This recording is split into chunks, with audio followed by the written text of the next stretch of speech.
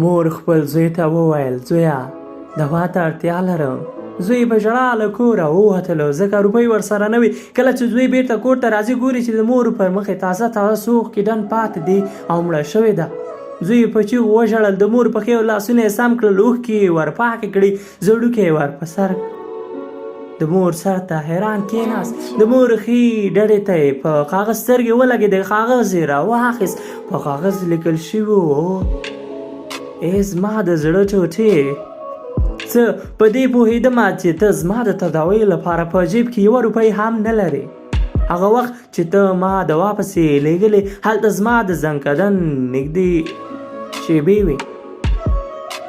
زما زنکدن نږدې شوی و. ما غوښتل چې زما زنکدن او مرګ ونه ګورې، هسې نه چې راسره په تکلیف شي. ستا لپاره مې یوه ستره خزانه پرېښوده او هغه هم زما رضا. که مور درته ګران وي پلیز دغه ویډیو شیر، لایک او کمنټ ضرور وکړئ تر څو تر نورو ملګرو هم ورسوي.